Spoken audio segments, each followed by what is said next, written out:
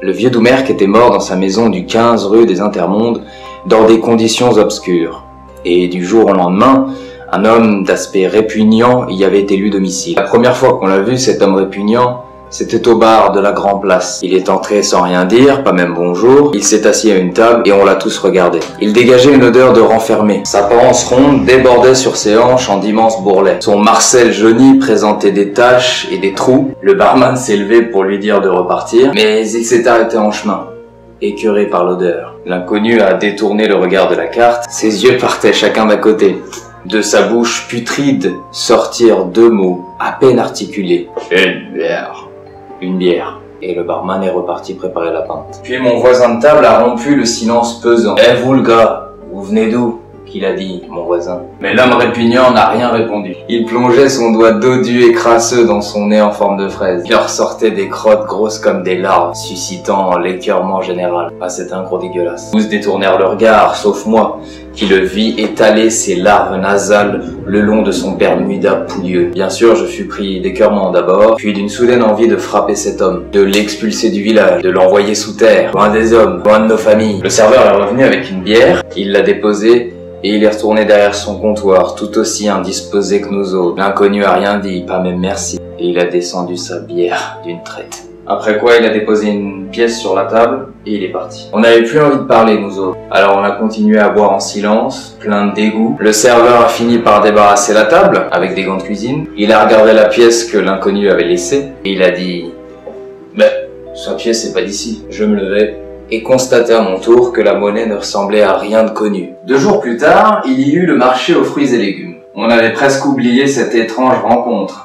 Mais l'homme répugnant réapparut aux dernières lueurs du jour. Il se servait dans les cagettes de fruits invendus et remplissait ses sacs plastiques de pêches farineuses ou abîmées, parfois rongées par les insectes. Les marchands laissaient faire, tout en contenant leur colère et leur répugnance. Qui était cet homme? D'où venait-il? Comment était-il parvenu chez nous? Était-ce seulement un homme? Au village, dans les bars et les foyers, on a commencé à parler que de ça, de l'homme répugnant. Tous avaient eu affaire à lui, d'une manière ou d'une autre. Chacun voulait le voir partir. Les mères défendaient aux enfants d'approcher sa maison. Certains pères de famille évoquaient déjà l'expulsion. Le maire, lui, se contentait d'écouter, tout habitué qu'il était à ne pas bouger le petit doigt. Moi, je restais stoïque, même si j'avais un plan en tête. Avec mes camarades, on a commencé à observer ses allées et venues. Des journées entières s'écoulaient parfois sans qu'on le voie sortir de chez lui. Un jour, enfin, on l'a surpris à partir, et on a profité de son absence pour s'introduire dans la maison délabrée. On a forcé l'entrée. Des effluves de moisissure et d'humidité nous arrêtèrent dans notre élan. Nous restions sur le pas de la porte, chamboulés par cette odeur putride qui irritait nos narines. J'ai mis mon nez dans mon t-shirt et j'ai franchi le seuil, suivi de près par les autres. Dans le faisceau de nos torches, la poussière se mêlait à la crasse. J'ai aperçu des blattes courir sur les tables et les commodes. Aucune lumière naturelle ne perçait les planches qui condamnaient les fenêtres. Aucun homme n'aurait pu vivre dans un tel lieu, parmi l'obscurité et la vermine. Allez voir les autres pièces, que j'ai dit aux autres. Pour ma part, je suis descendu au sous-sol. L'escalier qui y menait semblait interminable, et j'ai failli tomber par 2 fois. Arrivé tout au fond, je n'ai vu qu'un amoncellement de vieux meubles et un ramassis d'antiquités sans grande valeur. J'ai déplacé ma lampe d'un coin à l'autre de la cave, et à chaque fois la lumière butait sur un mur ou un objet, sauf en un point où elle semblait se perdre à l'infini. Je me suis déplacé vers ce point, et après avoir déplacé plusieurs chaises empilées, j'ai compris qu'il y avait là un tunnel. Puis après, j'ai entendu du mouvement à l'étage. Psst, le gars revient, cache-toi! J'ai éteint ma lampe et je suis resté là, à prêter l'oreille. J'ai attendu peut-être 2 ou 3 minutes, puis j'ai entendu les planches du parquet craquer. Et puis plus rien, jusqu'à ce qu'un cri glauque me sorte de ma léthargie, suivi de près par le bruit d'un corps à corps. J'allais monter à l'étage quand quelqu'un dégringola dans l'escalier. J'ai rallumé ma lampe en vitesse, maladroitement, et j'ai vu l'homme répugnant, étalé sur les dernières marches de tout son long. Il était mort. En haut des marches se trouvaient les 3 assassins, mes amis. Faut qu'on se débarrasse du corps, a dit l'un des nôtres. Alors, les 3 sont descendus jusqu'à moi. Comment qu'on fait? A demandé l'un d'eux. Moi, j'ai réfléchi très fort et j'ai dit, fais rien. On fait rien du tout. On va le laisser comme ça. Le gars, ouais, il a fait une mauvaise chute. Voilà, pas étonnant avec l'obscurité qui règne. Ouais, qu'a dit mon pote. T'as raison. On était cons. Puis, bon, les gars allaient repartir, comme si de rien n'était.